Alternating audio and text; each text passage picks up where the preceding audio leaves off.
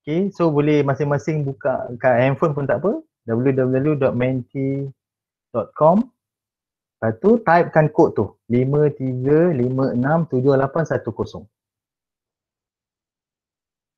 Okay, and then jawab soalan saya tu. Senang dia, boleh pilih sangat baik, baik, sederhana, lemah, sangat lemah. Okay, jawab lepas tu submit kat situ. Supaya saya dapat tengok sejauh mana siapa audiens saya ni sebenarnya. Sebab saya tengok ni hebat ni, ada daripada JPN Pensyarah. Okay, kita tengok tu. Okay, dah ada 4 orang yang respon, Alhamdulillah. Saya harap semua boleh respon supaya saya dapat tahu saya nak gunakan approach pedagogi yang macam mana. Saya tahu ramai kat sini yang bidang kaedah pengajaran kan. So saya punya set induksi saya adalah nak tengok sejauh mana siapa audiens saya ni. Okay, cikgu-cikgu, tuan-tuan, puan-puan, doktor-doktor boleh tulis sini. Ada 17 yang respon kat sini ya. Okay. Kita dapat tengok Okay, boleh respon lagi. Saya bagi masa dalam 2 minit. 2 minit kita respon. InsyaAllah. Kenapa saya buat perkara ni saya nak tunjukkan bila mana konsep PDPR kan. Kita pun tak tahu. Boleh digunakan konsep ni. Saya ada banyak apps sistem cloud yang free yang boleh kita gunakan dalam PDPR. Contohnya lah kalau guru-guru lah. Kalau kelas saya online, saya akan gunakan konsep ini supaya saya nak tengok dia boleh menggunakan, contoh saya pakai Mentimeter ni untuk apa? Untuk tengok sejauh mana refleksi pengajaran saya di akhir.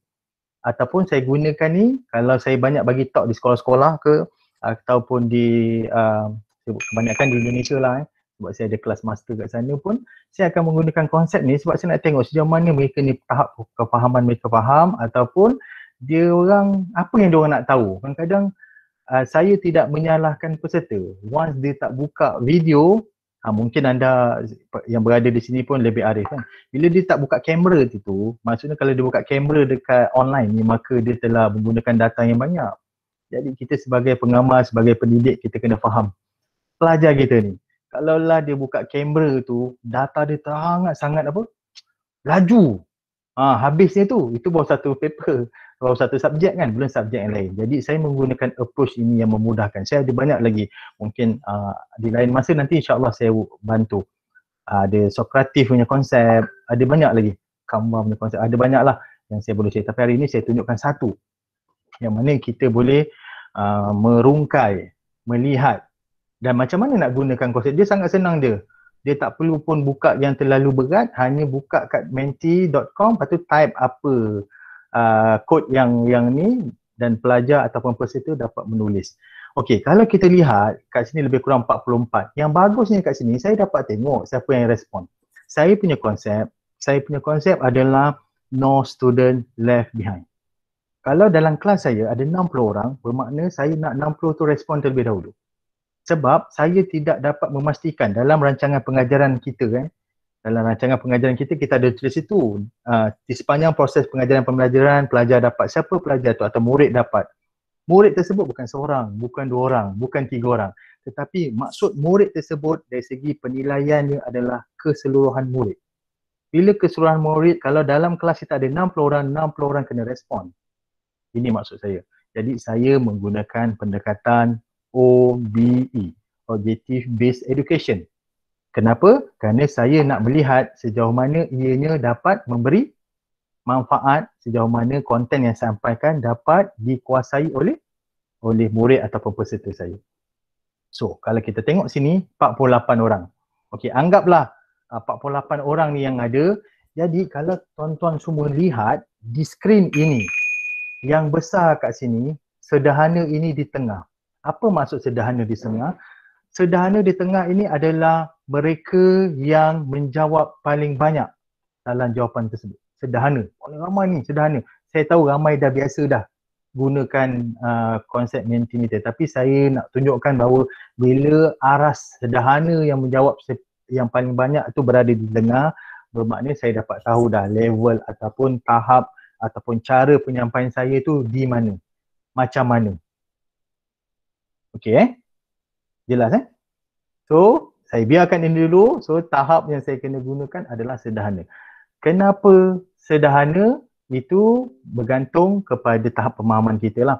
Satu. Yang kedua, kita sedia maklum kan, kalau pengamal pengajaran dia memang kena faham berkaitan dengan approach pedagogi yang ada kan. Saya dah pernah sharekan sebelum minggu lepas pada hari Sabtu pun saya dah share. So dalam pengajaran kita bukan hanya tahu pedagogi saja, tetapi kita kena tahu pedagogi, kita kena tahu pedagogi ni lebih kepada murid sekolah rendah, sekolah menengah kita pakai pedagogi, lebih kepada spoon feeding kan. Kita mengajar sekian-sekiannya. So kalau orang dewasa universiti, saya ataupun rakan-rakan pensyarah yang ada, rakan-rakan daripada IPG ke college community dan sebagainya, level orang dewasa kita kena pakai andragogi. Andragogi ni maksudnya adult learner, orang dewasa ni pengajaran. Bagi sikit dan seterusnya murid ataupun mahasiswa atau pelajar tersebut dia perlu mengupas balik. Mengupas perkara itu. Ini perkara yang sangat penting. Yang kita kena tahu cara kita nak menyampaikan. Kan? So kalau dalam audiens sekarang ni saya nak gunakan apa? Bila saya tengok tadi ada sederhana, maka approach saya nak ajar pada petang ini perkongsian saya kena menggunakan heutagogy. Apa maksud heutagogy? Ada kali ni saya kena pakai pedagogi, ada kali ni saya kena pakai andragogy. Faham Ada kali saya kena spoon feeding, ada kali saya kena pakai adult learner punya konsep. Bagi sikit merangsang pemikiran supaya dia bercambah. Sebab tu kalaulah dalam ni ada rakan-rakan ataupun student, kalau dia berada di institusi pengajian tinggi, IPG ke, tak kisahlah, universiti ke, contoh UPSI lah. Kalau ada dalam ni pelajar saya sekalipun, kalau kita tengok pensyarah tersebut, dia bagi sikit, dia suruh kita explore perkara tersebut. Kena ingat anda berada di universiti, itu adalah andragogy. Dan seterusnya adalah cybergogy. Saya menggunakan elemen hari ini, ada andragogy, ada heutagogy-nya, ada juga cybergogy. Saya menggunakan elemen teknologi dalam saya punya ni. Maksudnya kena buka website, kan tadi kan Mentimeter dan sebagainya, nampak. Saya embedkan semua kaedah pengajaran ini dan saya sharekan dalam saya punya sesi. First step jelas Okay, Alhamdulillah. So, terima kasih banyak atas tu. Saya dapat tahu dah bahawa saya kena gunakan style approach yang macam mana dalam sharing session saya. Okay, next. Barulah saya boleh buka saya punya slide So boleh nampak kot saya rasa insyaAllah boleh nampak. So terima kasih banyak-banyak kepada semua. Saya rasa nampak boleh respon saya tak? Nampak tak slide ni? Ada seorang boleh respon saya? Nampak. Okay. Nampak. Okay, terima kasih.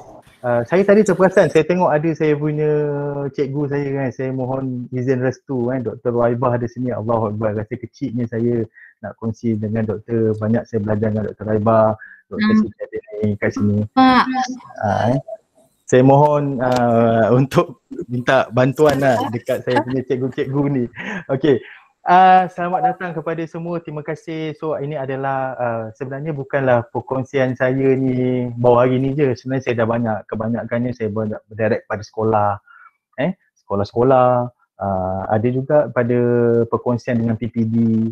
PPD tu kebanyakan saya buat kolaborasi dengan Yusuf Ahmad. Kalau kenal lah kan, alumni UPSI batch wajah. Sekarang ni dia jadi guru cemerlang sejarah. Dulu dia sains sukan, dia sama dengan dia senior saya, tetapi bila dia masuk option sejarah, dia tukar, dia dapat guru cemerlang sejarah. Saya kongsikan, saya ada bidang kaedah, dia embedkan dalam subjek sejarah. Sebab saya ada metod kaedah bagaimana pengajaran tersebut, tapi dia embed dalam syllabus dia. So terima kasih untuk first ni, sebab dia inovasi, dia tak boleh kuliah umum, saya terpaksa terhadkan. Sebab kemungkinan selepas ni baru saya akan umumkan lah. Sebab saya nak yang ada dalam ni, data sistem ni pun saya ambil. Data-data ni saya ambil. Saya nak tengok mungkin saya boleh bantu anda jadikan produk-produk itu dikomersialkan dan sebagainya. Okay, seterusnya saya perkenalkan lah. Mungkin ada yang tak kenal saya sedikit. Taklah hebat sangat pun. Nama saya Muhammad Izzuan bin Syarif seperti dalam paparan. Saya berasal dari Batu Pahat di Johor. Saya tengok dalam sistem saya ni ramai daripada orang Johor, orang Batu Pahat pun ada kan. Saya anak kedua daripada 6 beradik. So daripada 6 beradik, saya seorang je yang merantau ke negeri Perak. Yang lain semua berada di Batu Pahat. Kan akak saya cikgu di Batu Pahat, pendidikan khas. Adik saya pegawai MPOB di negeri Johor tapi dipostingkan di Batu Pahat.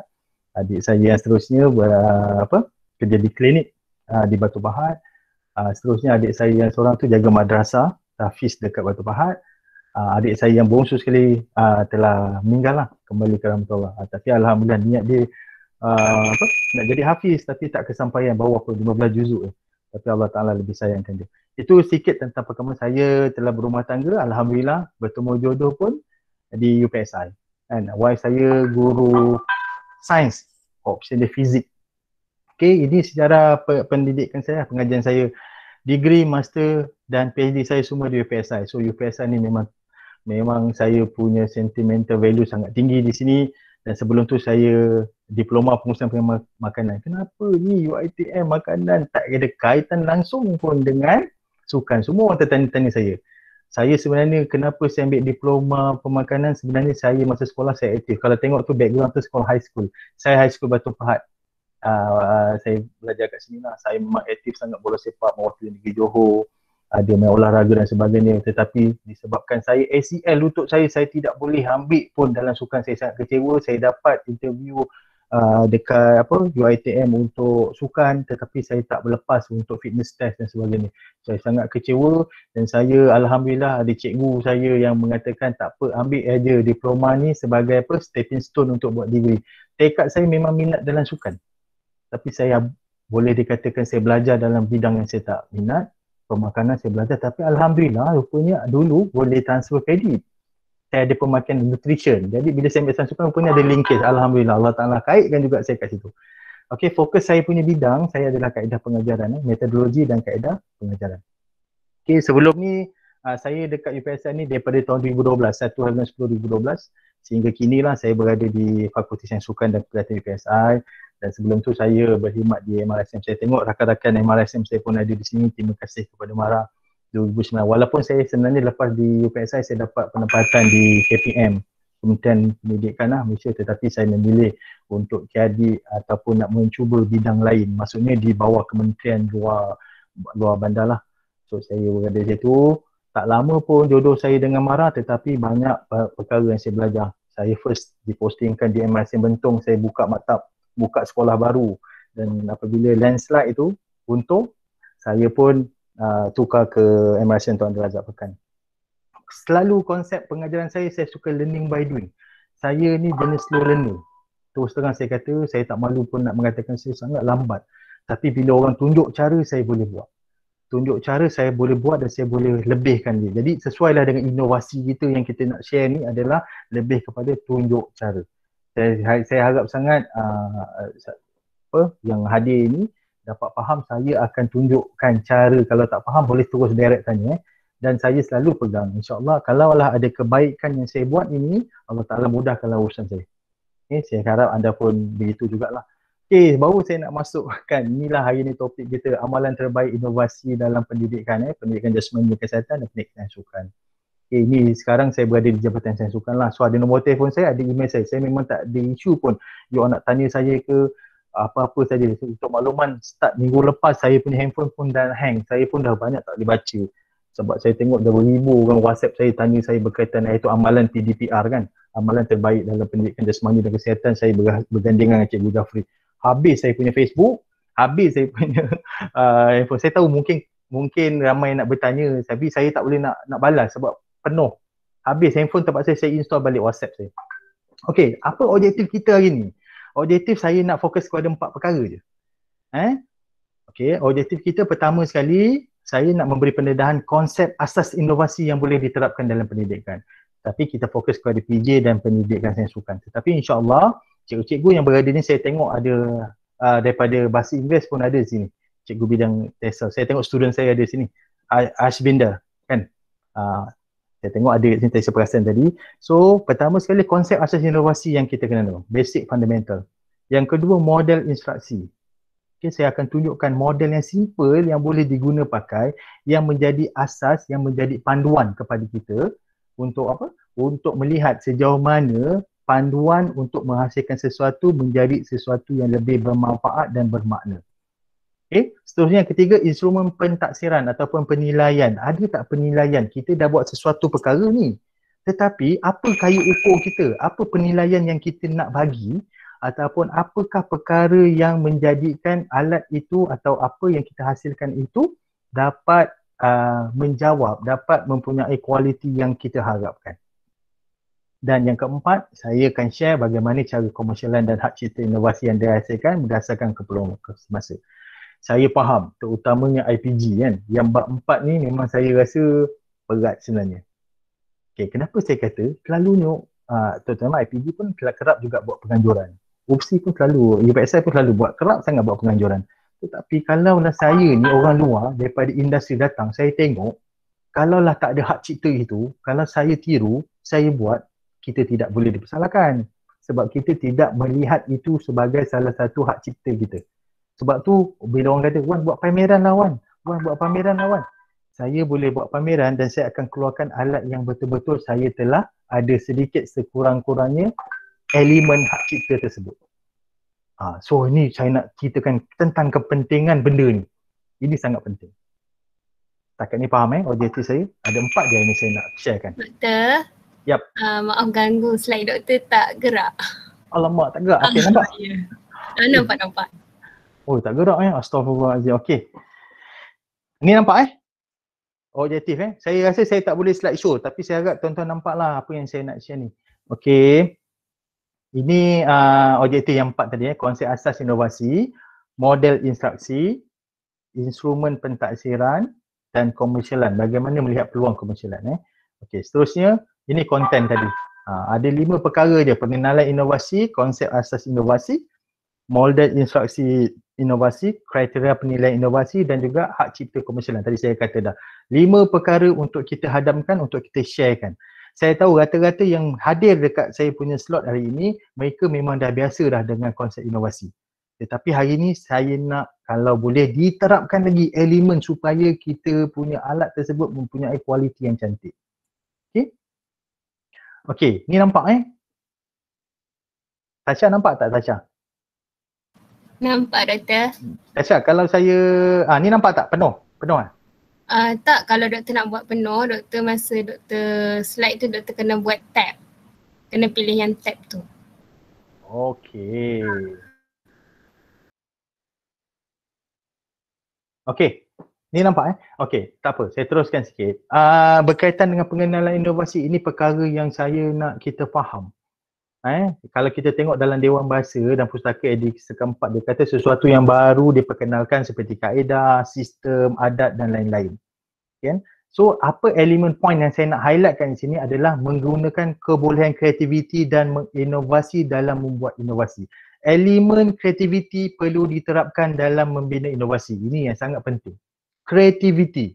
Nanti saya tengok ujung dia. Apakah sebenarnya rumusan yang kita nak dapat lihat. Okey, saya tengok kat Center for Education Research Innovation 2016 daripada US ini, pelaksanaan produk atau proses baharu yang ketara, kaedah pemasaran baru atau amalan pengurusan organisasi baharu atau mewujudkan inisiatif hubungan luar bagi tujuan meningkatkan perkhidmatan dalam organisasi. Okey, nampak tak? Proses baharu. Proses tu ada tetapi proses baharu. Kaedah pemasaran sedia ada tetapi pemasaran baharu. Nanti saya nak buat rumusan apa yang dimaksudkan dengan perkara ni. Pengurusan organisasi memang kita dah sedia ada tetapi ditulis sini amalan pengurusan organisasi baharu. Ini mesti ada sesuatu ni dari segi point kat sini. Okay, kita tengok Mendi 2020 inovasi bermaksud penciptaan atau reka bentuk semula produk atau proses atau model untuk kepentingan organisasi. Nampak tak? Reka bentuk semula. Ini saya harap kena hadamkan betul-betul. So cikgu ataupun pengamal yang ada di sini kena manfaatkan, kena fahamkan apa yang dimasukkan dengan reka cipta, apa yang dimasukkan dengan inovasi. Nanti saya terangkan. So bila saya buat kajian 2017, saya banyak juga menghasilkan artikel-artikel berkaitan dengan inovasi ni. Sebab tu saya punya penyelidikan saya, kalau perasan artikel-artikel saya bukan hanya penyelidikan tetapi penyelidikan dan inovasi. Saya kalau buat penyelidikan, saya tak suka buat pelaporan saja. Saya dah biasa dah. Kalau artikel yang saya tulis, mesti artikel tu ada penyelidikan dan ada inovasinya. Hasil tersebut ditonjolkan di dalam artikel tersebut. Penyelidikan dan inovasi. Okey, kalau kita tengok ni apa yang saya hasratkan, inovasi bermaksud pembaharuan, modifikasi atau membaiki idea yang lebih baik daripada yang lama dengan tujuan memenuhi fungsi, memenuhi cita rasa atau memenuhi pasaran tertentu. So maksudnya di sini kita boleh lihat inovasi benda yang sedia ada tetapi ditambah baik. Ingat tu.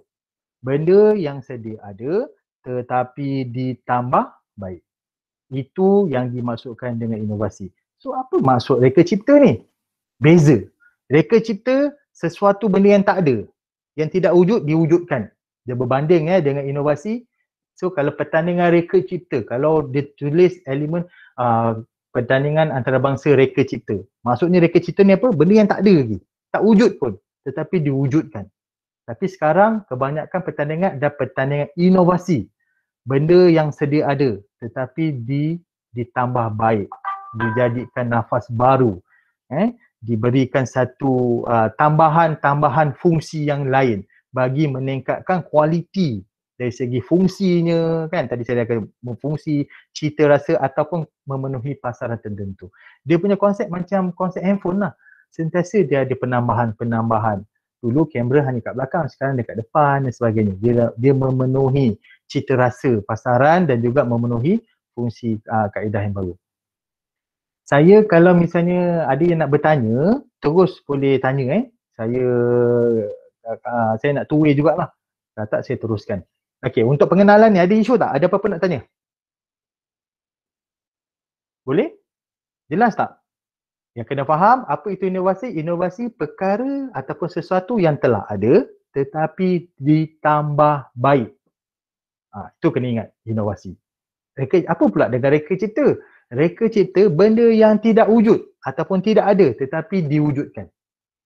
Nampak Nampak beza Reka cipta benda yang tak ada tetapi diwujudkan. Inovasi benda yang sedia ada tetapi diwujudkan. Contohnya lampu, tang dia lampu. Kan? Lampu fungsi dia apa? Fungsi dia akhir untuk memberikan cahaya. Tetapi ada orang innovate kan, ada lampu jenis panjang, pendek, bulat, bujur dan sebagainya. Nampak tak? Inovasi di situ.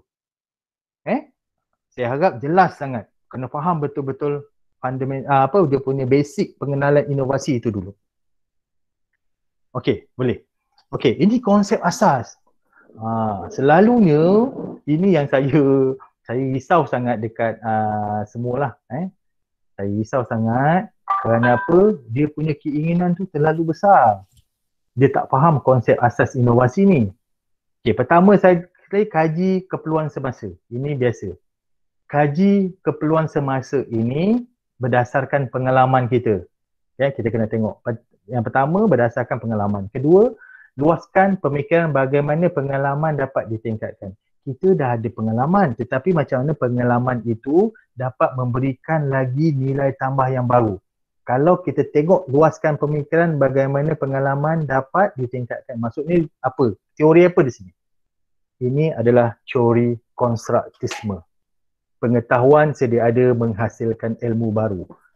Ini memang konsep inovasi. Kena tanamkan konsep pengetahuan sedia ada menghasilkan ilmu baru. Kita nak buat sesuatu, kita kena mahirkan dulu. Kita nak buat sesuatu inovasi. Katalah saya nak buat inovasi berkaitan dengan handphone. Saya kena mahirkan dulu, saya ada pengetahuan sedia ada tu berkaitan dengan handphone dulu, baru saya boleh buat lagi yang terbaik. Konsep teori konstruktisme. Pengetahuan sedia ada menghasilkan ilmu baru. Bila kita dah faham, itu adalah kita punya kekuatan. Kita menguasai sesuatu bidang itu. Kan? Contohnya saya menguasai bidang fisiologi. Saya menguasai bidang tu. Bidang saya sendiri, saya kuasai. Alhamdulillah, itu first dulu. Bila kita dah faham, baru kita next step persoalan dia. Apa masalahnya? Bagaimana saya dapat mengatasi masalah itu untuk membuat sesuatu, membuatnya lebih baik? Dan alat yang saya ada untuk membantu proses ini. Nampak? 3 ni tanyakan diri dulu. Pertama, hadamkan konten. Kita kuasai apa? Dalam dah kuasai, baru kita tanya 3 perkara ni. Apa masalahnya? Bagaimana nak mengatasi masalah ni? Ataupun apakah alat? Alat ni instrumen. Sama ada dia berbentuk alat, berbentuk sistem dan sebagainya. Kita listkan. Okay, nanti saya tunjukkan dia punya model instruksi berkaitan dengan perkara ni. Okay, seterusnya, lakukan perubahan dengan skala kecil. Ini saya kata, selalu ni kita nak buat besar-besar ni. kan? Kita tak lupa cari benda yang kecil. Kan? Contohnya, saya bagi contoh, kenapa skala yang kecil? Contohnya, tahu tak macam mana jagung saya pergi kursus inovasi ni. Ada satu penceramah tu, lepas dia dulu Menteri Sumber Asli, Mosti. Dia cakap, macam mana jagung ni? Jagung. Maksudnya, bagaimana jagung cup ni kan? Yang jagung yang lerai-lerai ni kan? Macam mana ianya terhasil? Saya pun tak tahu macam mana. Pasal makan jagung kan batang panjang tu. Kita rebus ke, kita bakar ke, makan jagung. Tetapi dia kata tahu tak bagaimana jagung yang lerai-lerai tu, cup corn tu, terhasil. Kita tak tahu. Lepas tu dia kupas, ni idea daripada pengkaji. Wujudnya jagung lerai ni dia kata dari segi perempuan makan jagung. Saya pun terpelik. Perempuan makan jagung sebab dia tengok isu tu bila mana ada perempuan makan jagung, dia pakai lipstick. Dia makan jagung dia nganga kan, dia tak nak lipstick tu kena dekat jagung tersebut. Kat situlah tercetusnya macam mana nak memudahkan perempuan makan jagung, cup tu. Jadi hasil daripada tu boleh dimanfaatkan oleh semua jantina dan sebagainya. Nampak tak? Hasilnya dia skala kecil aja, simple dia cara nak makan jagung je. Tetapi dia telah membuat satu inovasi yang memudahkan manfaat bukan pada sesetengah pihak saja, golongan perempuan saja, tetapi lelaki boleh, orang tua boleh, kanak-kanak pun boleh manfaatkan itu. Nampak? Apa yang saya nak pointkan kat sini adalah lakukan perubahan dengan skala yang kecil. Jangan terlalu obvious sangat, terlalu besar sangat kita. Macam seolah-olah kita nak selesaikan masalah dunia lah. Maksudnya buat-buat saya tunggu jagung tu siap dan sebagainya. No, kecil-kecil dulu. Seterusnya luaskan dan pelbagaikan pendekatan. Analisis beberapa hasil percubaan agar pengembangan idea dapat diluaskan. Biasanya kita akan buat ini adalah design 1, design 2, design 3, design 4, seterusnya. Ini penting. Okay? Ini sangat penting. Saya kena fikirkan jangan hanya ada satu plan tetapi 2 dan 3. Okay? Ini penting. Jangan terus direct kepada satu. Tak apa, satu dah ada. Okay, stop kat situ. Satu. Yang kedua, kita fikir-fikir, ini yang kedua, plan kedua. Okay, buat lagi satu plan ketiga. Ada 3, katalah ada 3 prototype ataupun 3 design ni. Yang bagusnya bila kita ada 3 perkara elemen ni, apa pengalaman saya dan saya aplikasikan bila mana saya keluarkan dengan 3 design, 3 cara untuk menghasilkan sesuatu, saya telah menggabungkan apa kelebihan design 1, apa kelebihan design 2, apa kelebihan design 3 digabungkan jadi satu yang terbaik. That's why fundamental konsep asas ni kena ada. Jangan fokus kepada satu saja. Buat design 1, design 2, design 3. Hasil daripada 3 ini dah buat, duduk bersama-sama brainstorm dengan tim ataupun kita punya pembacaan dan sebagainya. Gabungkan kelebihan yang design 1, 2, 3 jadi satu yang terbaik. Ini konsep dia. Okay? Jelas And then terima maklum malas. Mengatur semula idea berdasarkan maklum malas. Ini memang selalu saya buat. Apa yang saya buat, saya suka sharekan benda ni kecil-kecil dekat dalam kelas saya. Bila saya dah buat sesuatu, saya share. Saya nak minta feedback. Feedback. Saya tak nak apa yang saya hasilkan ini tidak memenuhi cita rasa. Tadi saya dah beritahu dah. Basic atas tadi. Kan? Tidak memenuhi cita rasa. Tidak memenuhi pasaran. Tidak memenuhi kehendak. Jadi saya kena test out. Sebagai contoh, saya dapat satu idea untuk buat pentaksiran baru PDPR. Saya dapat idea daripada mana? Saya dapat idea daripada grassroots guru-guru. Bila saya dapat ketika saya punya sharing session saya pada minggu lepas hari Sabtu, dia kata, apakah satu konsep pendekatan yang terbaik dalam mentaksir PDPR? Murid-murid untuk PJ ni. Macam mana ni? Dekat Padang tak nampak dan sebagainya. Apakah konsep elemen pentaksiran yang terbaik? Bila saya buat satu survey menggunakan Mentimeter, simple aja. Rata-rata kata konsep yang terbaik adalah melalui pemerhatian.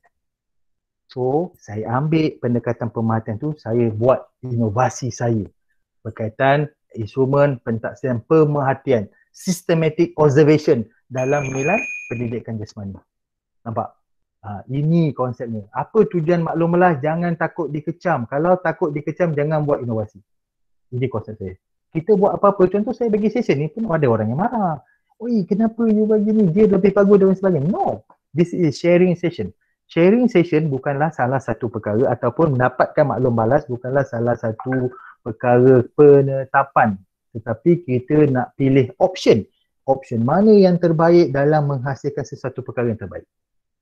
Jelas So ini 4 konsep asas yang selalu saya tanamkan kepada diri saya tanamkan kepada diri student-student saya dalam menghasilkan sesuatu.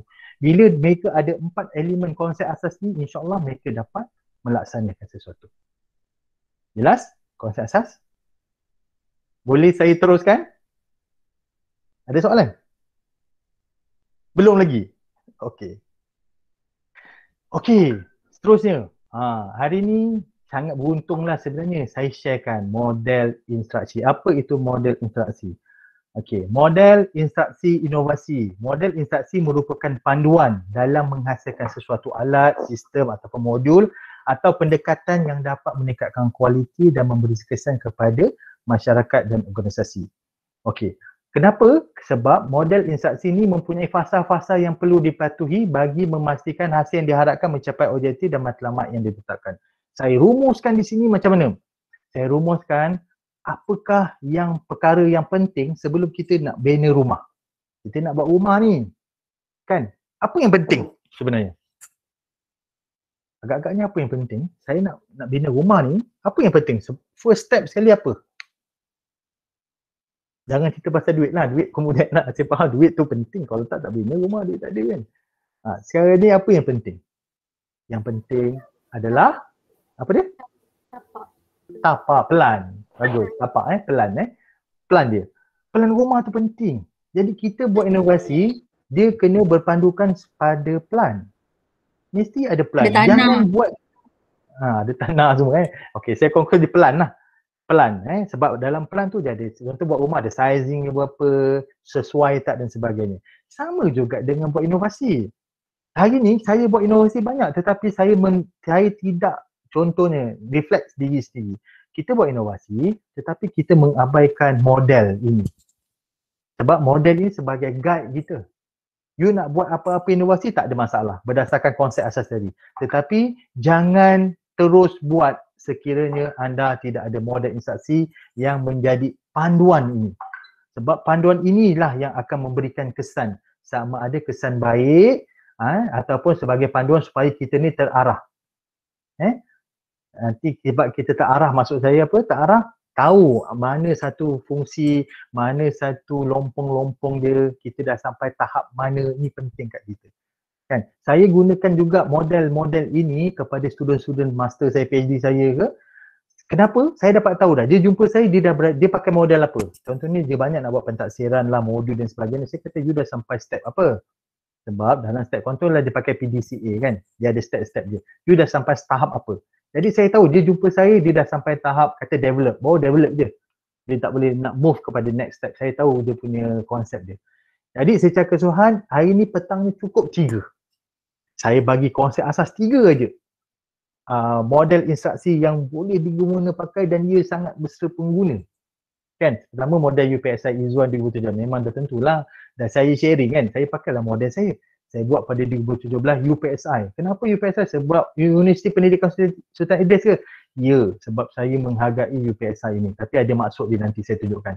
Kedua, model PDCA. Model PDCA. Okey.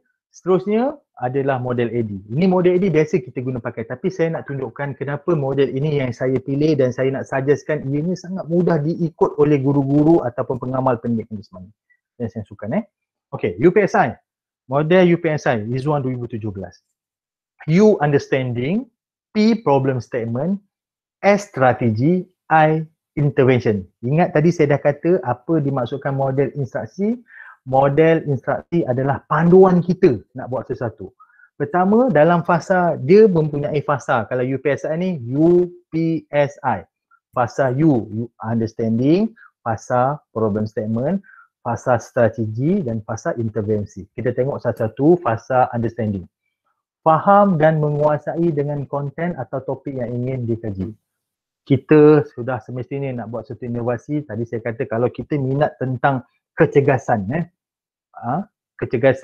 aktiviti kecergasan, kita kena faham, kita kena menguasai dulu. Kita kena faham dengan kita punya bidang itu yang kita minat tu. Itu dulu.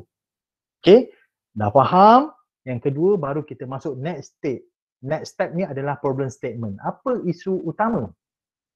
berserta justifikasi bahawa isu tersebut perlu diatasi. Saya ada bagikan 3 soalan. Apa isu dia? Dalam problem statement 1, contohnya problem statement yang pertama, apa isu problem statement itu? Yang kedua, apa amalan semasa? Sekarang ni buat apa? Macam mana amalan semasa ni? Apa sekarang punya praktis ni? Yang ketiga, rujukan kita tu di mana? Apa maksud rujukan? Rujukan ni tak semestinya teori, tak semestinya kajian lampau, tapi dia juga boleh buatkan apa? Contoh, saya nak buat inovasi alat bantu mengajar. Saya gunakan laporan jemaah Nazir contoh.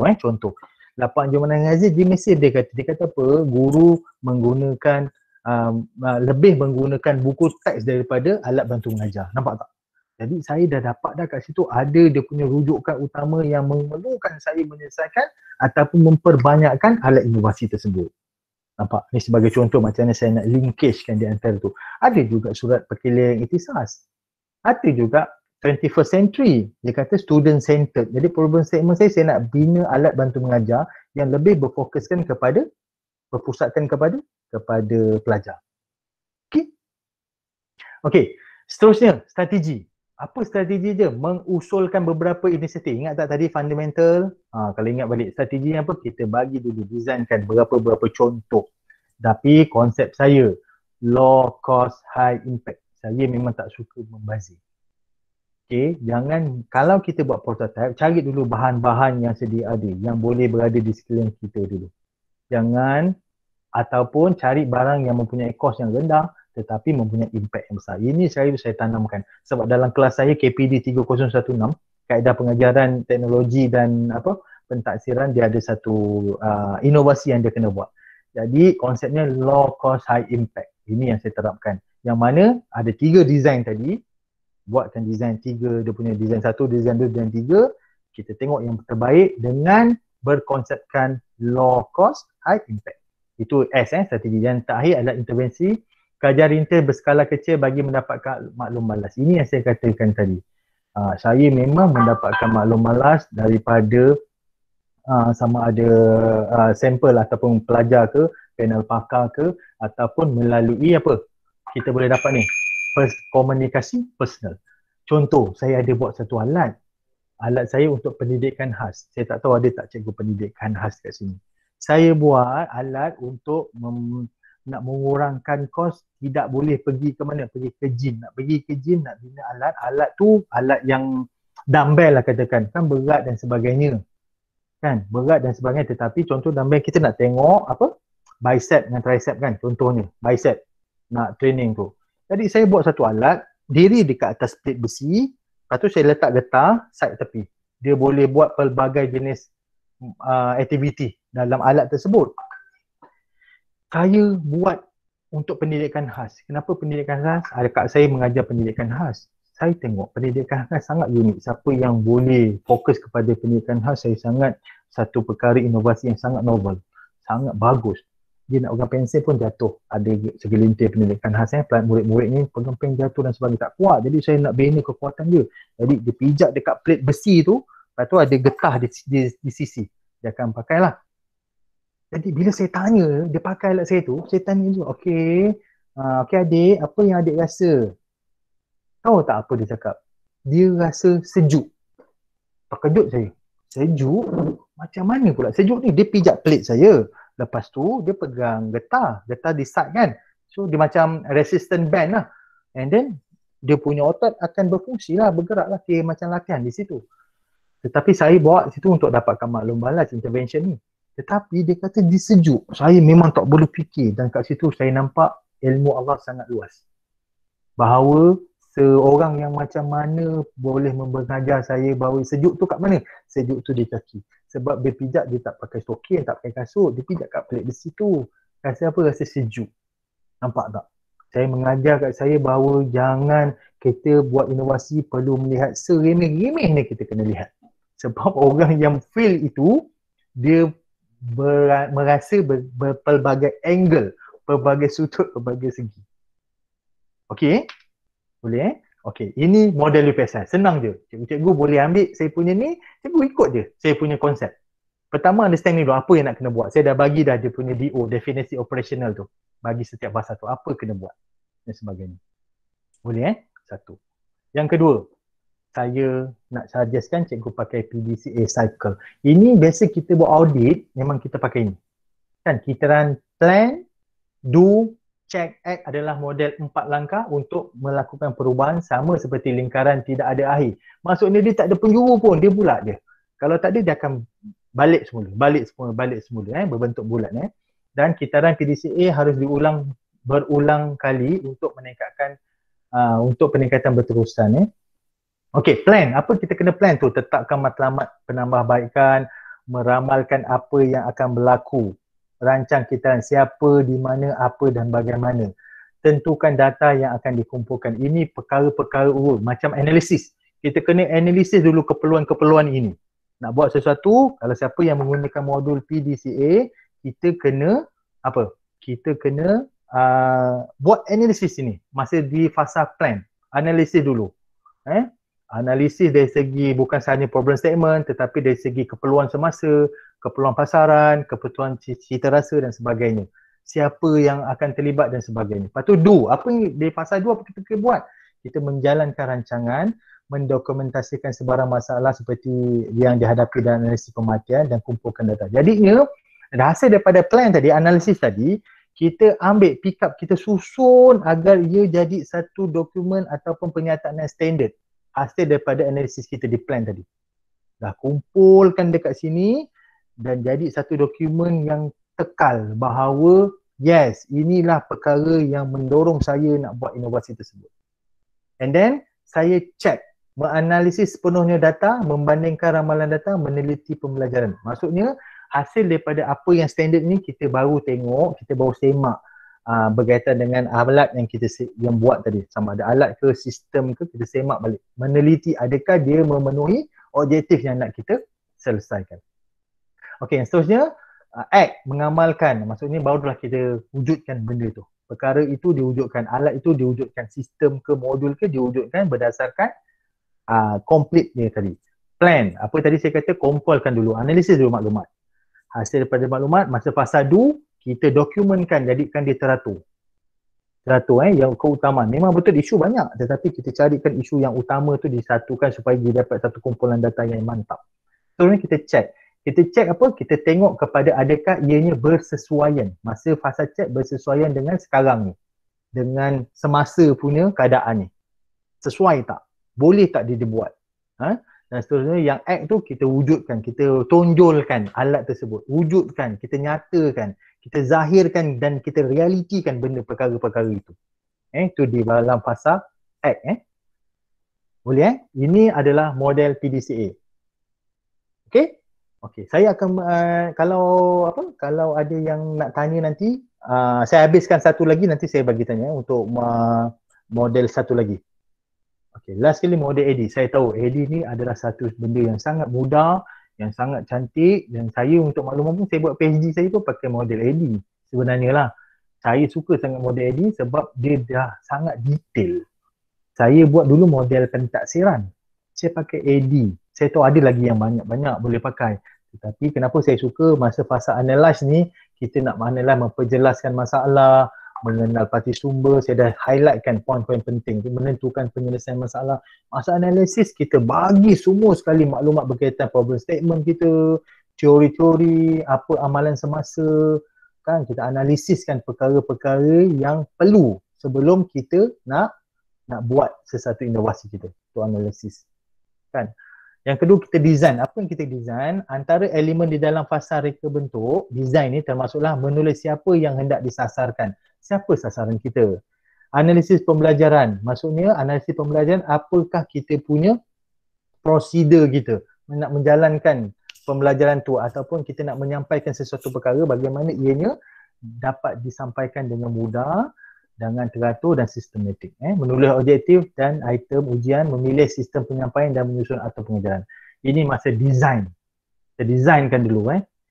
Dia macam storyboard. Ya, ingat ni, ayat mudah je. Storyboard, tulis storyboard. Belum buat lagi, tetapi storyboard macam catat alih ke kan. Buat catat alih lah, catat alih ke storyboard. Tulis dulu. apa yang kita nak hasilkan dari segi siapa sasarannya, objektif apa, kan, bagaimana approach dan sebagainya, storyboard dia. And then fasa seterusnya adalah di develop, merangka proses. Ni yang saya katakan tadi, merangka ke proses dari segi kandungan dia macam mana. Kalau orang tu buat instrumen pentaksiran, bagaimana bentuk borangnya, bentuk melintang ke, bentuk menegak ke, landscape ke, portrait ke, apa konten-konten, ada maklumat am ke, maklumat khusus ke, skala dia macam mana, kita nak tengokkan dia. Ada tak unsur teknologi diintegrasikan ke dan sebagainya. Itu masa develop kita dah kena tunjukkan berdasarkan storyboard, extract daripada design tadi, pasal design di-extractkan menjadi perkara tu nyata, nampak depan mata kita. Ni plan dia, ni bentuk dia, ni reka bentuk dia. Okay?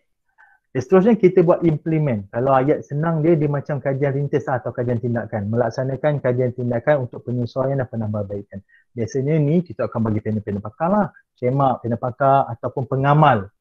Contohnya kita buat alat bantu mengajar pendidikan jasmani tingkatan 1. So bagilah budak pelajar tingkatan 1, murid tingkatan 1 tu untuk menggunakan alat bantu mengajar kita. Dan juga di sini saya hanya suka sangat data ini ada 2. Satu, data murid kita kena ambil sebab dia feel. Yang kedua, data guru. Sebab yang mengguna pakai adalah guru. Guru tu sendiri yang mengajar menggunakan alat kita, dia yang mengajar. Jadi ini perkara-perkara yang saya lihat memberi kesan kepada respon ataupun maklum balas untuk meningkatkan kualiti alat kita tu. Okay, seterusnya evaluate, membuat penilaian sama ada dalam bentuk formatif, temubual atau rakaman. Ini keseluruhan data collection kita secara total. Hasil daripada kita buat kajian rintis tadi, kajian tindakan sikit, lepas tu kita nilai keseluruhan bila mana kita dah nak collect data lah. Maksudnya kita dah guna pakai. Kita dah guna pakai alat tersebut, kita nak dapat lagi penambahbaikan. Saya akan tunjuk nanti antara projek yang saya buat daripada satu produk kepada satu produk. Penambahbaikan bentuk tu macam nanti saya tunjukkan alat yang saya dah buat. Boleh model lady? Okey, seterusnya. Ini yang keempat. Yang keempat adalah borang penilaian. Ni biasanya rata-rata, tolong self check. Saya dapat ni memang banyak dah pertandingan yang saya masuk ataupun banyak juga perkara yang saya dah buat. Borang penilaian inovasi ini dari segi keaslian dia, kebolehgunaannya, status idea ataupun seterusnya keempat kebolehpasaran idea atau inovasi dan kerjasama industri. Doktor tak nampak kecil ya. Kecil Sekejap. Saya stop Okey, sekejap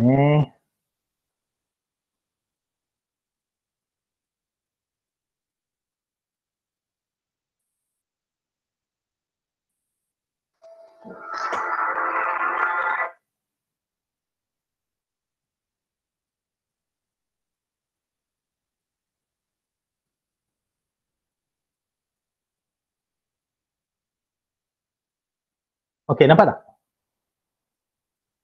Nampak tak? Hello? Boleh? Nampak tak? Nampak. Borang Okey, nampak. Okey, nampak. Okey ni nampak Saya harap nampak lah. Ni antara Nampak. Ni 5 perkara tunjang pertama kriteria penilaian inovasi. Kena ambil. Cikgu dah buat, kena tulis. Saya inilah satu masalahnya, kita tak ada dokumen pun. Kenapa saya buat ini satu standard kepada semua student saya? Bukan student saja, saya pun saya akan buat. Saya buat je satu borang ni, nama apa, lepas tu abstract ni adalah keseluruhan. Alat ini untuk apa? Tidak lebih daripada 200 patah perkataan. Okey. Dan keaslian ni saya menjawab, keaslian idea 30%. Ini kebiasaannya. Kalau dalam pertandingan inovasi, ini perkara yang dilihat. Kebiasaan ni dilihat dan saya pun nak tengok kualiti saya punya inovasi. Ini 5 perkara saya mesti ada. Kan, selalunya yang kerjasama nombor 5 tu memang selalunya tak ada lah. Sebab apa tak ada? Sebab benda baru yang kita wujudkan. Kan, tetapi dia tak ada isu pun. Kalaulah kita dapat gunakan kerjasama ni dengan sekolah. Contohnya, saya buat projek ni di sekolah. Saya menggunakan untuk sekolah saya sendiri yang mengguna pakai. Yang kerjasama industri tu kan, pendidikan sekolah lah pun boleh. Sebab kita nak tengok ada tak hubungan. Ataupun kita nak buat guru-guru panitia daerah, katalah daerah Mualim, ada guru panitia kan, guru-guru pendidikan jasmani. Kita pakai kerjasama dengan PPD. Kerjasama tersebut dalam untuk melihat sejauh mana alat tersebut di-share tak dengan yang lain. 5 perkara ni keaslian, kebolehgunaan idea, status idea, ini yang penting. Nanti saya tengok status tu. Kebolehpasaran idea, kerjasama industri. Okey, lakaran gambar ni 3D, pandangan depan, sisi dan atas. Okey. Selalunya saya kalau nilai produk-produk, saya akan, ni saya tambah deskripsi ni. Saya saja tambah. Saya akan buat sikit tanda self check. Saya punya ni, idea asas-asas dipatuhi dan dan dilaporkan tak? Saya akan self check. Maksudnya dia menjawab tak idea ni? Contohnya di bawah kriteria keaslian idea kan ada 1, 2, 3, 4 idea baru, keaslian idea, kreativiti, keunikan. Dia ada tak asas-asas ni? Dilaporkan tak perkara-perkara yang seperti dinyatakan dalam setiap kriteria ni? Ini penting. So cikgu, kalau cikgu ataupun kita, you all buat inovasi, jawab ni. Saya dah tuliskan dah dalam ni. Jawab, you all jawab je. Jawab. Contohnya kebolehgunaan inovasi, kegunaan dalam menyelesaikan masalah. Jawab. Bagaimana dia boleh buat? Idea inovasi relevan ke tak? Jawab. Tolong menjawab dari segi apakah sub-sub yang diperlukan, yang perlu dijawab berdasarkan maklumat-maklumat kecil yang saya bagi ni. Saya akan buat sini. Ni saya dah buat deskripsi, rumusan kesediaan produk ni. Saya dah buat dah. Jadi you all check, just tick aja. Tick aja. Pertama dari segi idea-nya, kedua permulaan inovasi. Ada tak prinsip asas dipatuhi sehingga aplikasi praktikal dapat dikembangkan? Kenapa saya kata permulaan inovasi? Prinsip asas tadi saya kata dah. Ada tak model yang you pakai? Pertama isu dia kan, model apa? Apa you punya plan tadi? Nampak tak? Sebab tu saya letak supaya you all self check sendiri. You all buat alat ni, ada tak mengikut protokol-protokol ini? Bukannya dia diri dengan sendirinya. Lepas tu kata, oh dah banyak dah inovasi saya buat. Tetapi sedangkan you all tak apply kan apa teorinya, model ni pun susah. Okay? Pengujian komponen. Sama ada ujian mamal ataupun komponen ni saya kata tadi. Sebab tu saya minta menggunakan model instruksi. Sebab dalam model instruksi dia ada test kan.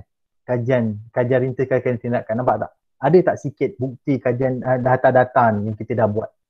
Okay. Pembangunan prototype. Macam mana bentuknya? Mudah ke tak dan sebagainya. Okay, ini perkara-perkara ini memang kena ada. Nak tengok buktinya, bentuknya tu macam mana. Bukannya cakap secara subjektif dan ia ni cakap dengan harapan orang faham apa yang kita nak. Tak ada. Okay, ujian alfa.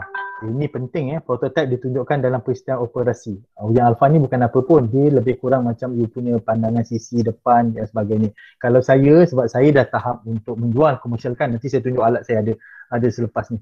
Saya tunjuk alat sebab alat tu bila saya buat alat bentuk storyboard game board dengan tahap boleh takut budak-budak tercekik makan benda kita punya komponen dalam game tersebut kan ada kan, sampai tahap tu saya kena memikirkan.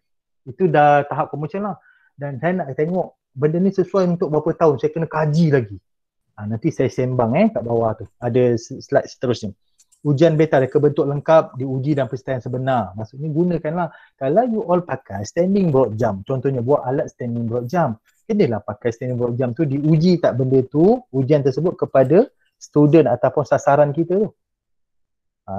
Pensijilan terbukti berfungsi dalam keadaan yang diharapkan dan juga dia kena. Pensijilan ni saya buat apa yang macam IP tadi. IP tadi. Status produk tersedia untuk kegunaan komersial. Ini sebenarnya saya hanya bagi saja deskripsi ini supaya anda nak melihat kalaulah buat sesuatu inovasi tersebut, semua perkara-perkara ni telah ada, dah ditanda. Bagus. Maksudnya ada, tanda ada. Yes, you masuk pertandingan. Saya boleh garanti insya-Allah boleh dapat gold medal. Percaya kat saya, yakin kat saya insya-Allah. Tapi dengan harapan customer kat sini, orang yang menilai tu orang bidang. Orang bidang. Kalau dia bukan bidang, dia problem. Ada sikit problem lah. Nanti saya sembang. Kenapa saya cakap macam tu? Faham Ini borang dia. Simple dia borang. Kita buat. Okay, seterusnya. Ini yang terakhir yang saya lihat. Hak cipta dan komersialan. Okay. Hak cipta dan komersialan. Kenapa?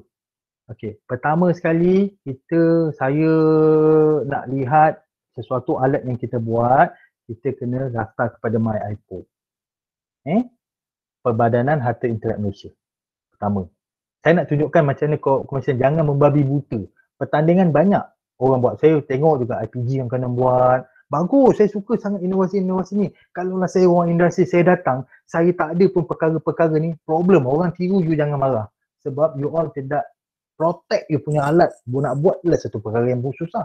Kalau tengok tadi saya sharekan dengan modelnya, dengan elemen-elemen yang perlu kita tengok ni, dengan borang yang kita senarai semak ni tadi, bukan senang nak menghasilkan. Kan? Jadi jangan simply saja. You senang-senang, jom masuk tanding.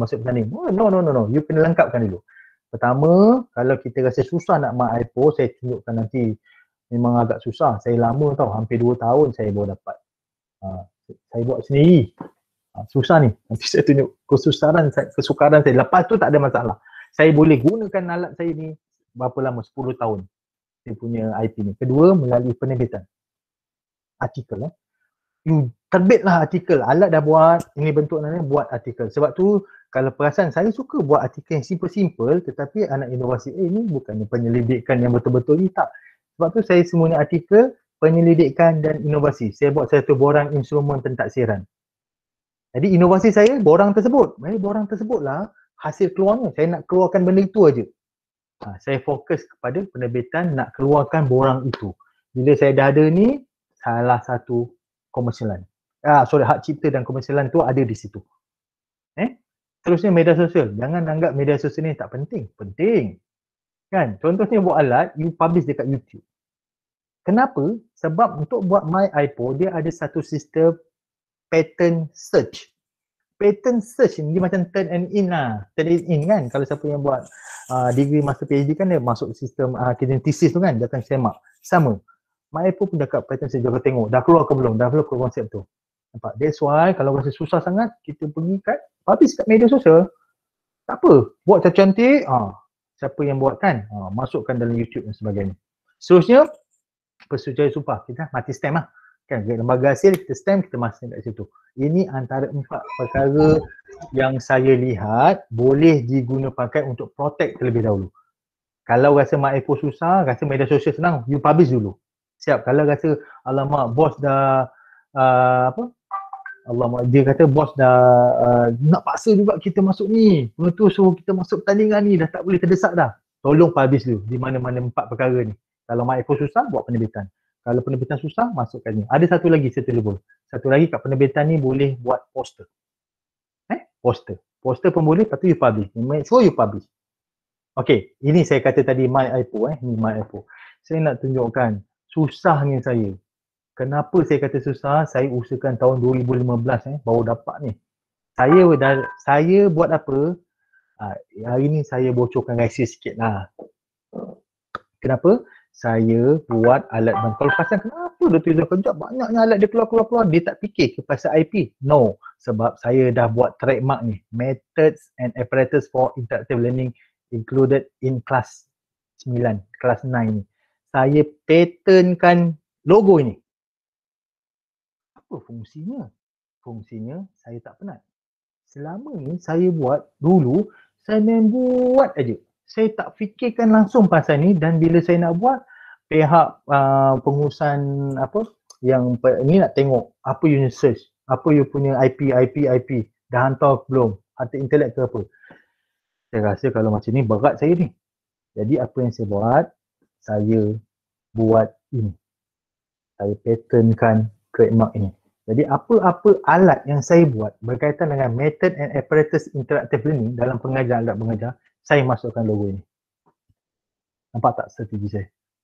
Jadi saya susah sekali saja, tetapi bila saya ada logo ini, saya boleh buat macam-macam saya buat. Di bawah, educate games. Nampak ini strategi saya. Hari ini saya kena share. Kenapa share? Saya akan tunjuk nanti slide seterusnya. Kenapa lah Dr. Izzan pergi bocorkan rahsia dia ni selama ni dia banyak menang dan sebagainya. No, saya nak share dengan anda semua. Hari ni kenapa saya nak share ada sebab. Okay, seterusnya. Orang semua cakap buat artikel susah. Saya sangat mengakui artikel susah.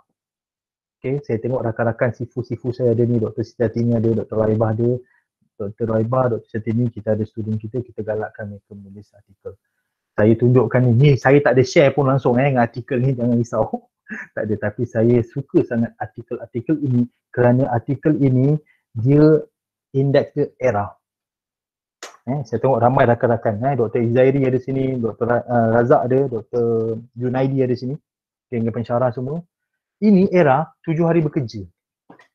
Kenapa saya belajar, saya cari di manakah. Hari ni saya bagi je, tak kisah. Saya bagi je. Sebab KPM macam saya, pensyarah kalau UPSI, kalau macam saya kena publish orang satu yang berindex paper setiap tahun. Saya pun tak ada isu. Saya boleh bagi saya punya berdasarkan ini. Dia punya tim-tim ni. Tema-tema bagi fokus bagi artikel-artikel jurnal. 7 hari bekerja je, insyaAllah ada respon. Ini saya tolong. Hari ini memang saya sharekan. Kalau ada kebaikan, doakan saya supaya Allah Ta'ala mudahkan isteri saya. Hari ini saya punya niat, doakan saya sama kalau betul, bagilah isteri saya sihat. Sebab tu hari ini share. Saya kata, kalau adalah kebaikan sebab hari ini niat saya, tolonglah mudahkan kesihatan isteri saya. Okey, apa berbalik kepada sini? Kenapa? Saya share dengan anda, kalau susah sangat artikel, doktor, tak semua orang boleh buat artikel. Saya tahu, memang tak boleh. Tapi jangan risau, you buat ni. Ini indeks era, ada sikit dia punya level dia. Bukan sekadar berwasit je. Kadang-kadang saya tengok orang buat pergi present, saya suka bagus, suka present conference, saya suka sangat. Tapi di manakah artikel itu? Hanya sekadar berwasit. Bukan saya nak mengatakan berwasit tak bagus, tak, bukan. Tetapi dia punya penilaian kita, kalau contoh macam saya universiti, dia nak tengok berindeks. So you buat ini, you hantar terus dekat sini. Dia ada kan submit your paper to journal ni. Nanti you tulis, you type lah, saya bagi journal, dia tak ada satu format yang standard bagi. Jadi cikgu ke apa you boleh buat artikel elok, kalau rasa susah nanti you PM saya macam mana nak buat, saya akan ajar you insyaAllah. InsyaAllah boleh, tak ada isu pun. 3 artikel yang sangat bagus untuk kita punya inovasi. Sebab inovasi ni dia terhad sikit, dia tak ada kajian yang empirical, yang terlalu banyak data-data analisis sebagainya. Dia hanya tengok 3D dia. Tetapi bila you publish kat sini, insyaAllah dalam tempoh 7 hari akan dapat respon. Jelas Ini strateginya. Saya bagi yang mudah. Boleh appearkan. Kalau dah dapat sekali, bolehlah Dr. Tini, Dr. Raibah yang dekat sini boleh bagi share dekat student degree kita, student master kita, student PhD. Please, ini saya punya contoh paper, you buat. Masukkan aja. Data-data you dah ada. Hantar kat sini. InsyaAllah 7 hari bekerja. InsyaAllah 7 hari bekerja akan respon. Tak ada masalah. Ini yang saya buat. Student-student saya pun kalau PhD saya setahun, dia buat PhD dengan saya, 3 artikel wajib. Conceptual, pembentangan data dan juga yang akhir. Okey, terusnya melalui poster. Habis poster ni nak tulis apa? Poster ni you publish, buat je simple-simple tapi you publish. Apa konten dalam poster? Ni, rujuk balik kat sini. Ni, keaslian, nampak tak, kebolehgunaan, status idea dan 5 perkara ni you masukkan dalam poster. Okay? Nampak tak? Masukkan dalam poster dan you publish. Kalau rasa nak buat artikel tu terlalu berat lah kan ni, buat poster. Tulis je apa you punya highlight. Saya tunjukkan, ini semua bukan saya buat ni, ini saya student yang buat. Student-student buat, saya tunjukkan macam ni, dia pun bangganya dia hasilkan sesuatu. Okey, seterusnya media sosial. Gunakan media sosial. Publish je. Saya pun takut juga sebenarnya. Kan? Jangan, itulah, media sosial ni kena tahan maki, tahan dikecam dan sebagainya. Contohnya kan, ni saya buatlah satu ikatan dan simpulan. Masa ni saya belajar kat ACAP. Waktu dia cakap macam mana, kena buat assignment. Bila saya tengok, baru saya tengok. Bila once you masuk dalam berkaitan dengan inovasi, saya buat ajar ikatan dan simpulan. Kenapa ikatan dan simpulan? Ikatan dan simpulan agak susah nak ajar. Kalau lah, contohnya saya facilitator dulu, facilitator sukan. Nak ajar budak tali ni, 5 orang seorang faci. Tak boleh tengok semua. Jadi saya kena buat video je tengok satu-satu. Jadi saya buat inovasi berkaitan dengan sistem ini, bagaimana nak buat belajar ikatan dan simpulan dalam ni. So, masuk dalam media sosial, dia pun telah dapat ataupun dikira sebagai ada di-IP-kan di situlah, maksudnya telah dipublishkan dalam media sosial. Boleh? Jelas? Okay. So, yang terakhir dari saya sharekan gambar-gambar. Ini saya buat yang saya buat lah, saya buat alat simple-simple je, mungkin semua gelakkan saya. Ya, ingat fundamental. buat sesuatu dalam skala yang kecil. Saya meremajakan, ayat dia saya meremajakan alat, dulu permainan kita, zaman saya tak tahulah zaman-zaman sekarang, zaman-zaman anda ada lagi, zaman-zaman orang lama-lama memang tentu ada lah. Kita main lidi sate tu kan. Kalau mak bapak kita beli sate, lidi tu kita tak buang, kita basuh. Kita main. Saya menggunakan meremajakan permainan tersebut, menggunakan learning proses pengajaran yang mana ada 6 ni adalah berdasarkan soalan-soalan mengikut taksonomi Bloom. Aras-aras soalan. Macam ni cara mainnya. Ni ada dadu, ni ada lidi sate yang ada 6 warna. Setiap dadu ni, warna tersebut mewakili aras tersebut. First step ambil dadu baling. Katalah kena warna hijau kan. Hijau, katalah hijau tu aras analisis. Dia ambil lidi sate buat macam biasa. Dia taburkan, dia kena ambil lidi warna hijau tanpa terkena lidi lain. Kalau kena dia tak boleh jawab soalan. Sama dia konsepnya, tetapi apa elemen educationnya adalah soalan tersebut. Kalau dia dapat berjaya, dia dapat markah dan sebagainya. Ini yang kita buat. Saya buat ni alhamdulillah dibelilah. Saya dah komersialkan alat ni.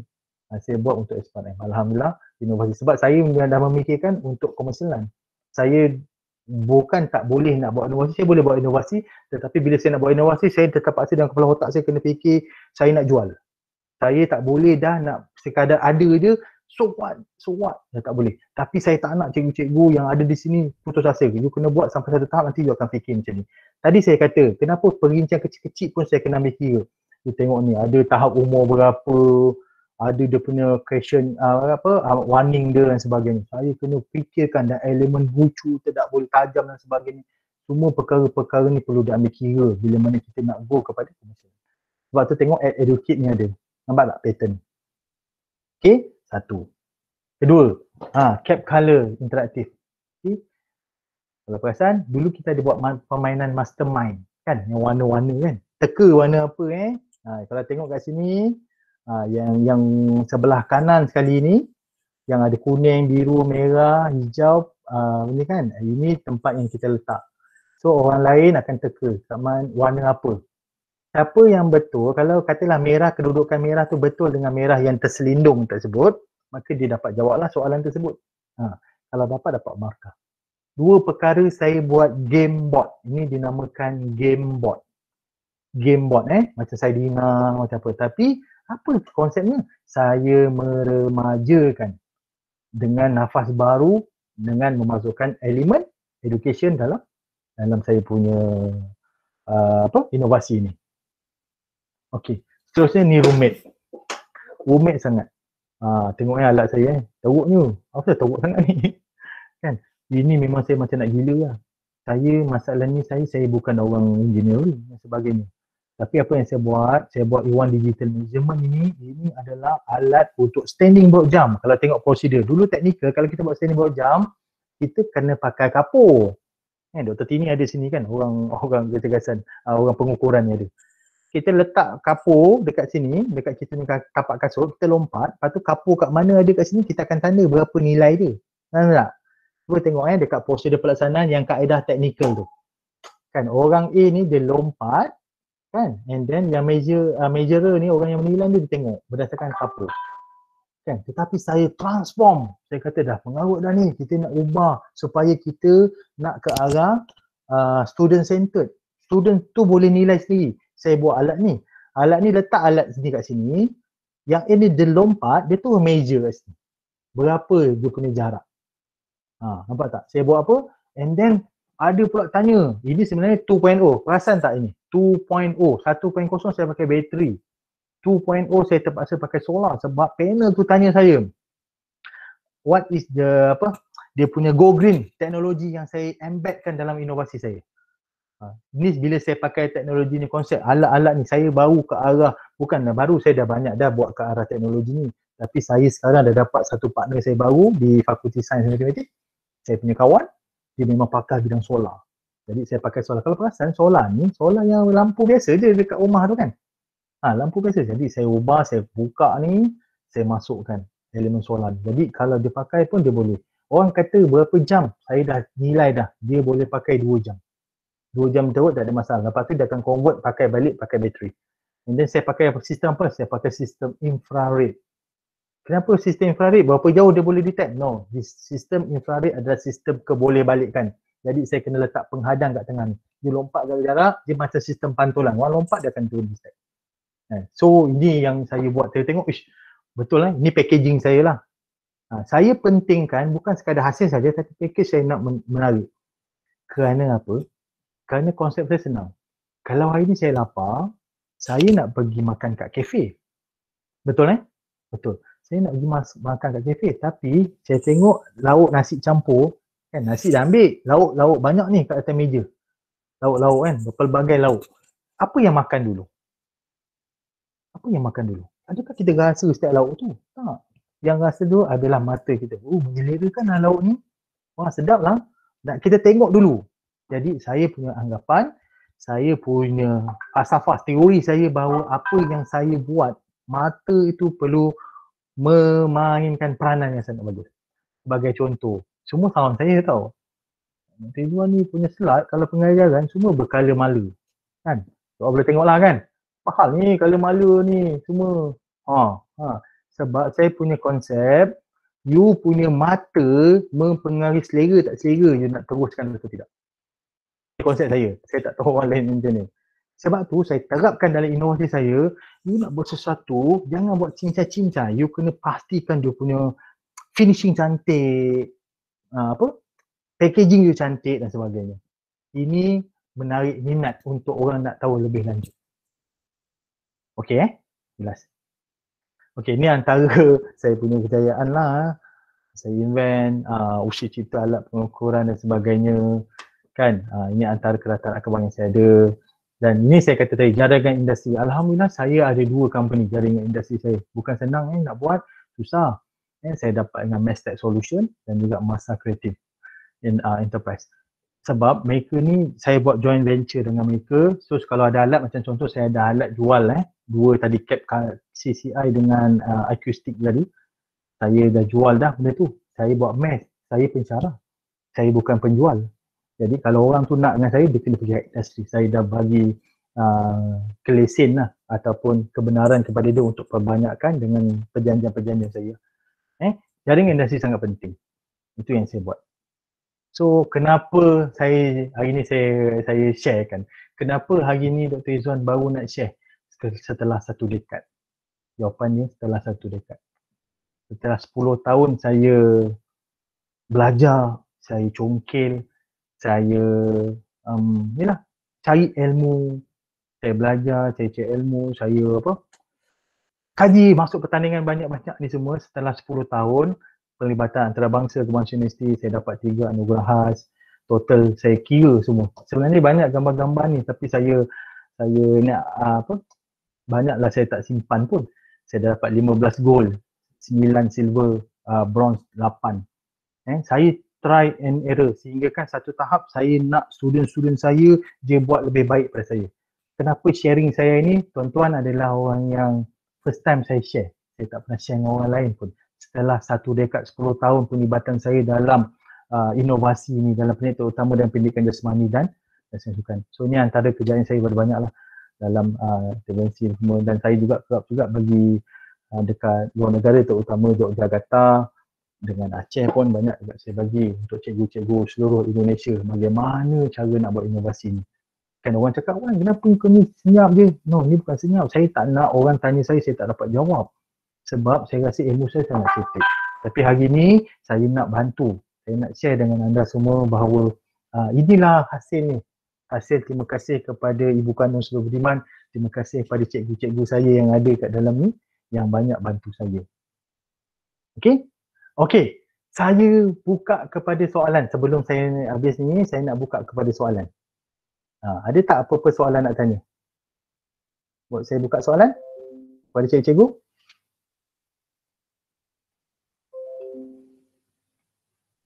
Ada apa nak tanya?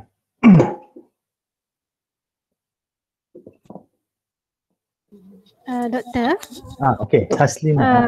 Macam mana kita nak nak ubah mindset kita ni? Sebab bila kita fikirkan tentang inovasi ni, kadang-kadang kita rasa sesuatu yang agak susah. Jadi macam mana kita nak ubah kita punya pemikiran tu? Yang Okey, pertama cikgu. sekali tu. Cikgu kenalkan kejap nama cikgu. Cikgu dari mana? Background dari sekolah Okey. apa ke apa? Okay. Nama saya Siti Haslina binti Muhammad Shah. Okey. Saya dulu pun pelajar UPSI juga. Okey. Okey, Dr. Tini tu pun kawan saya. Okey, Sekolah mana sekarang? saya Sekolah mana? posting pertama sekali di Bagan Serai lah, Sekolah Menengah Kebangsaan di Bagan Serai. Okey, so sekarang ni saya dah berkhidmat di IPG di Sultan Abdul Halim, kampus Sultan Abdul Halim. Okey, cuma itulah sekarang ni saya cuma bila kita diminta untuk buat inovasi dan sebagainya, satu benda halangan dalam pemikiran kita itu adalah susah. Mungkin itu yang mengganggu. So macam mana kita nak pecahkan benda tu? Okey, cikgu, untuk pertama sekali ni pengalaman saya. Saya tahu kadang-kadang bila orang suruh buat sesuatu tu, kita perlu ada minat. Pertama minat lah. Untuk memupuk minat, jangan tengok perkara yang kita tak minat. Maksud saya, tengok diri kita dulu. Saya selalu terapkan diri saya bahawa saya punya bidang ni kaedah pengajaran, metodologi dalam pengajaran dan ni. Jadi kalau cikgu punya bidang itu, cikgu minat, katalah minat dalam alat bantu mengajar. Cikgu fokus kat minat tu, penguasaan konten tu dulu. Saya faham alat bantu mengajar tu luas. Kecilkan sikit, skalakan kecilkan. Cikgu ni memang hebat dalam permainan bola jaring. Contohnya, ambil bola jaring tu dulu. Menguasai konten, tengok falsafah, konsep asas tu. Menguasai konten tu dulu. Bila konten kita dah menguasai, kita jangan takut untuk lihat. Saya yakin cikgu dah mengajar pun lebih daripada 10 tahun. Dalam 10 tahun mengajar bola jaring, dah dapat tahu dah tengok apakah dia punya problem statement dia, apakah dia punya isu-isu yang timbul. Nampak tak? Kat situ. Macam mana nak memecahkan halangan, jangan masuk orang punya bidang terlebih dahulu. Masuk dulu apa sebenarnya yang kita kuasai terlebih dahulu. Itu je kekuatan kita. Bila kita dah ada, orang tanya kita, kita boleh jawab. Saya dulu sama macam cikgu. Saya takutnya masuk inovasi. Saya takut apa? Saya takut orang tanya saya macam-macam yang saya tak boleh jawab sebenarnya. Betul tak? Ada tanya. That's why kalau kita menguasai satu konten, cikgu dah faham konten tersebut, cikgu tak ada isu pun cikgu nak menjurus ke arah inovasi yang cikgu nak hasilkan. Jadi, untuk menjawab soalan cikgu, kuasai konten. Bila kita kuasai konten dan kita boleh melihat apakah isu dalam konten yang kita kuasai itu, tak ada pun halangan untuk kita teruskan for the next step. Sebab next step ni cikgu boleh tengok saya punya model-model tadi. Untuk follow je. Sebab dalam masa yang sama cikgu telah melengkapkan, tu ayat dia. Telah melengkapkan berdasarkan step by step berdasarkan saya bagi tadi. Okey? Boleh cikgu? Okey, terima kasih. Ada soalan lagi? Boleh. Terima kasih doktor. Okey, ada soalan lagi? Ramai yang ni. Ramainya sini-sini saya, cikgu-cikgu saya pun ramai ni. Ada soalan?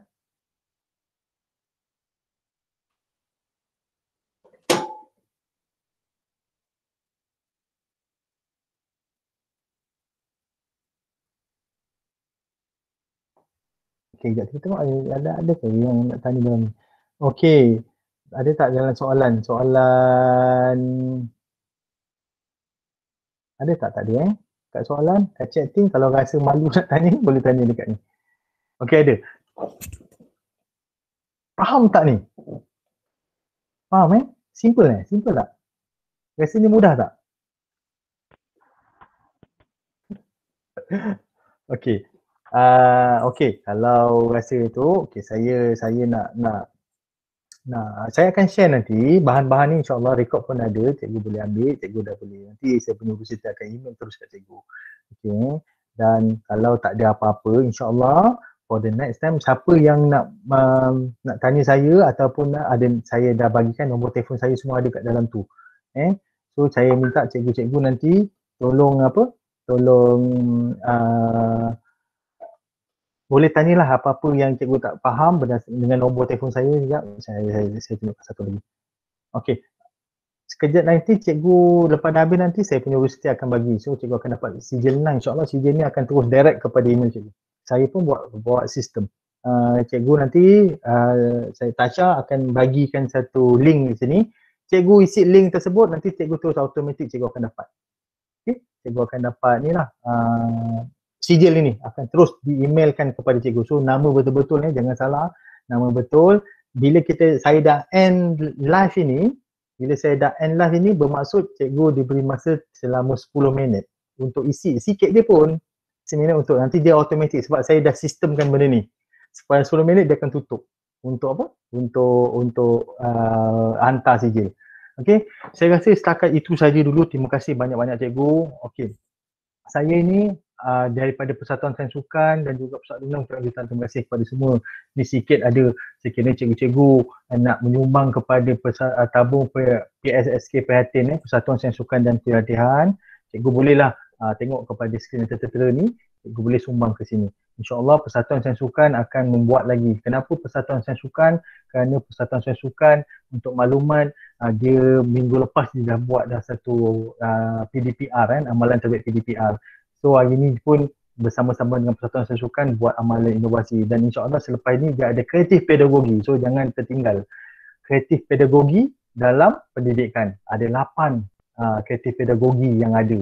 Yang baru lah. Baru ataupun saya tak tahu baru ke tak, tetapi saya rasa baru yang boleh sesuai dengan PDPR kita.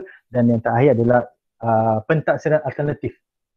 Okey, dan insyaAllah pada akhir bulan 31 hari bulan 6, insyaAllah kalau saya tak salah, 31 hari bulan 6 akan ada seminar perkongsian amalan terbaik pendidikan jasmani 3 negara, Malaysia, Indonesia, Thailand. Okey, saya akan jadi moderator kepada cikgu-cikgu, tengok macam mana negara tu buat. Cikgu boleh tanya dengan mereka. InsyaAllah kita akan buat yang tu, kita akan buat live nanti insyaAllah. Okey. So ini sekali lagi saya ucapkan terima kasih. Ini lah sekiranya cikgu WhatsApp untuk menyumbang, cikgu sumbanglah kepada ni untuk membantu kita punya student-student yang terkesan dengan pelbagai lah, contohnya COVID, ada bencana dan sebagainya untuk dikongsikan bersama. Okey. Kalau rasa tak ada apa-apa lagi, saya rasa itu saja. Terima kasih. Nanti Tasha, saya mohon untuk untuk bagikan link kat ruangan ni, ruangan chat ni. Jangan keluar dulu. Ambil dulu ruangan ni, sebab tu yang penting. And then saya mohon semua sekali boleh tak buka ni. Buka Allahumma salli Muhammad. Buka kamera, kita ambil gambar sekejap. Tasha? Oh, Cikgu Izan pun ada MRC Bentong.